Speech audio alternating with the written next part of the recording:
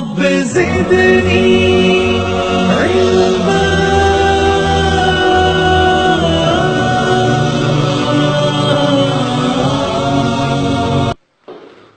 کسی کے ذہن میں کوئی سوال؟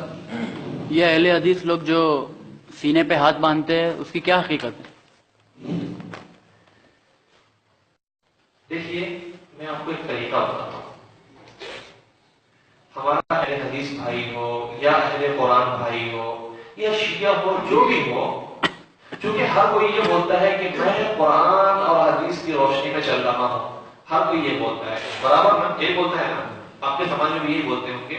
تو آپ بڑا آسان طریقہ ہے ناپنے کا کہ واقعتاً یہ آدمی سچ بول رہا ہے یا جھوٹ بول رہا ہے.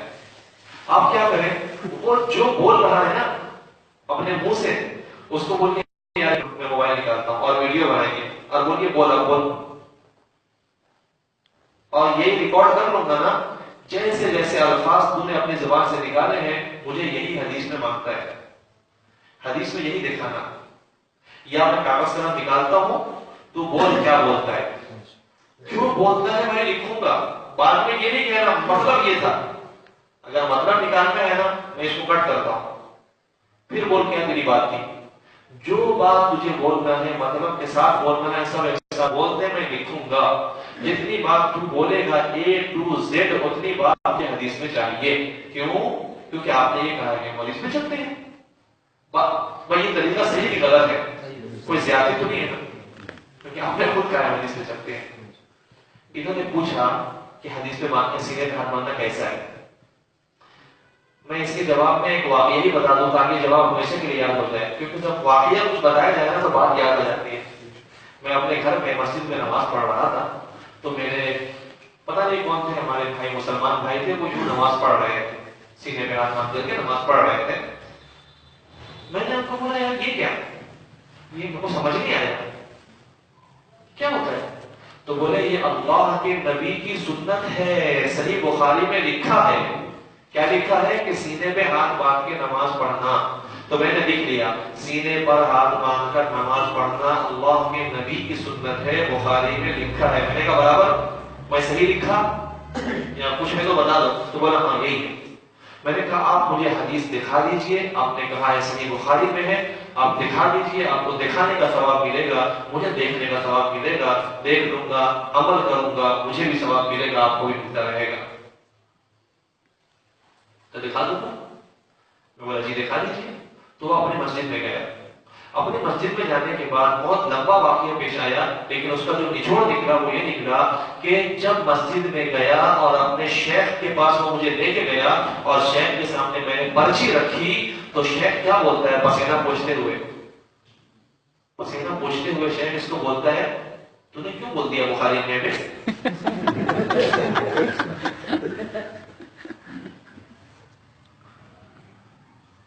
تو نے کیوں بولتے بخاری میں. ہنسنے کی بات نہیں، یہ رونے کی بات ہے. آگے سے اس بندے نے کیا جواب دیا معلوم؟ شیخ آپ نے تو بولے تھے بخاری میں ہے. میں نے اپنی طرف سے نہیں بولا، آپ نے مجھے بتایا تھا اس لیے میں نے کہا بخاری میں ہے. تو میرے بھائیوں یعنی دنیا دار لوگ دو پیسے کے لیے جھوٹ بولتے ہیں، اپنی دنیا کے لیے جھوٹ بولتے ہیں اور یقیناً وہ ناکام لوگ ہیں. لیکن حد ہو گئی ناکامیابی کی کہ آدمی حضور پاک صلی اللہ علیہ وسلم پہ جھوٹ بولتا ہے، صحیح بخاری کا نام لے کے جھوٹ بولتا ہے. کیونکہ صحیح بخاری میں سینے کا لفظ ہی نہیں ہے کہ ہاتھ کدھر باندھنا، صرف اتنا ہے دایاں ہاتھ بائیں ہاتھ کے زرہ پہ رہے گا، لیکن وہ سینے پہ رہے گا بالکل نہیں ہے، بالکل نہیں. تو اس طرح کا جھوٹ بولنا. اچھا اب ایک عام آدمی کیا سمجھتا ہے بیچارہ، یار مولانا جو ہے نا، شیخ جو ہے نا، اہل حدیث بھائی کا شیخ رومال ہوتا ہے اور انڈیا کا رومال جو ہوتا ہے مکہ مدینہ والا ہوتا ہے، پھر باتوں میں باتیں حدیث کی باتیں کرتا ہے، قرآن کے حوالے دیتا ہے، تو وہ تو جھوٹ نہیں بولے گا. اس لیے بیچارہ آنکھ بند کر کے کان بند کر کے اس کو سمجھ لیتا ہے کہ یہ بات صحیح ہوگی. لیکن جب آپ چیک کریں گے نا تو ساری اوقات سامنے آ جاتی ہے، جیسے کہ یہاں پہ ہوا.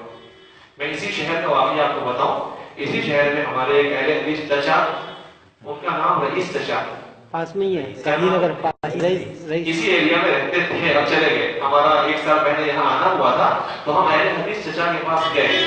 خود نہیں گئے، اہل حدیث چچا نے دعوت دی تھی کہ آؤ ہم بیٹھ کے بات کریں گے.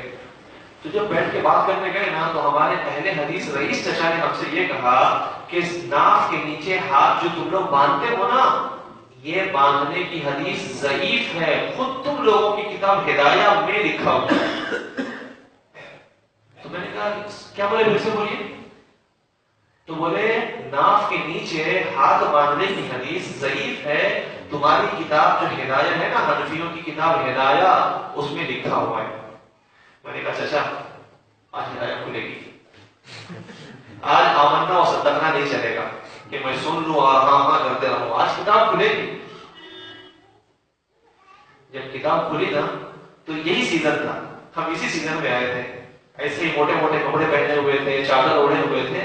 کتاب کھلی نا تو چچا کا پسینہ نکل رہا تھا، ویڈیو موجود ہے انٹرنیٹ میں۔